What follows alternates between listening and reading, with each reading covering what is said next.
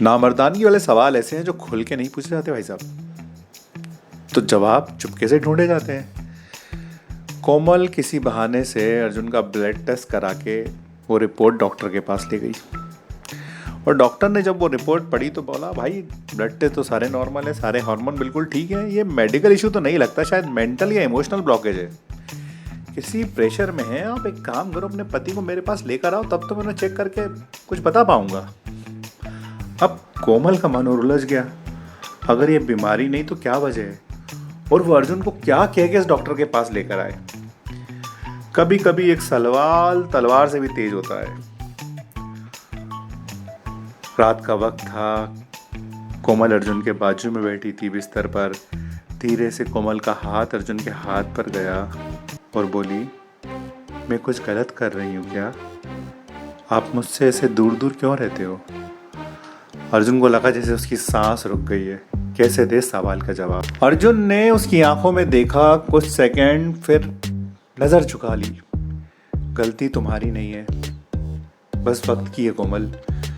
इतना जान लो कि तुम्हें बहुत प्यार करता हूँ, लेकिन ऐसे दूर हूँ इसकी कुछ मजबूरी है जो मैं अभी नहीं बता सकता। ये जवाब झूठ नहीं था, पर पूरा सच भी नहीं। पर इस जवाब ने कोमल के मन में शक और ज्यादा बढ़ा दी कि पक्का ये नामर्दगी वाले से कुछ प्रॉब्लम तो है। अब शादी के 3 महीने हो चुके थे और हमारे यहाँ रिश्तेदार पड़ोसी सिर्फ एक ही काम करते हैं, आने लगे, पूछने लगे खुशखबरी कब दोगे, अरे एक काम करो सीधे जुड़वा पैदा कर लेना, एक लड़का एक लड़की, बाकी बातें बाद में भाई। कोमल हमेशा चुप रह जाती और अर्जुन, क्योंकि शादी हो चुकी थी, अपनी पत्नी को किसी के सामने पैसे के लिए हाथ ना फैलाना पड़े, वो दिन में सबसे छुप के सिक्योरिटी गार्ड की नौकरी करने लगा और रात में किताब पढ़ता, सुबह पार्क में पसीना बहाने लगा।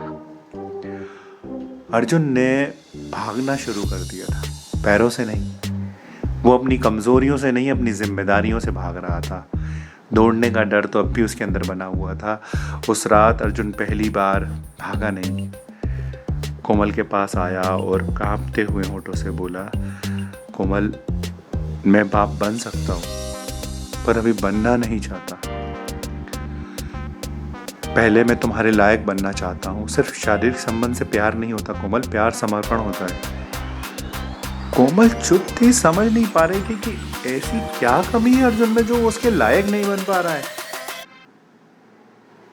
उसके दिमाग में किरण की बातें आ जाती हैं, पर वो खुल के अर्जुन को कह भी नहीं पा रही है।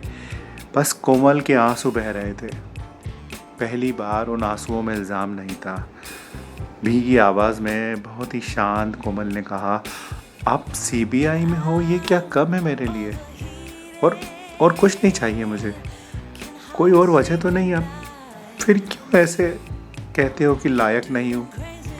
कोमल शारीरिक कमज़ोरी वाली बात कहना चाहती थी पर कह नहीं पाई, लेकिन जिस तरह से वो अर्जुन को देख रही थी, अर्जुन को समझ आ गया कि उसके दिमाग में कुछ चल रहा है।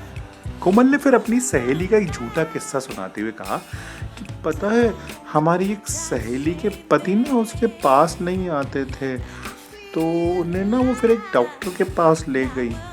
वो होते हैं ना जो सीक्रेट इलनेस, गुप्त रोग का इलाज करते हैं। अर्जुन जो अब तक टेंशन में था, ये सुनते ही पहले तो चौंका और फिर जोर से हंस पड़ा। कहने लगा कि अरे नहीं कोमल, हमें वैसी कोई प्रॉब्लम नहीं है।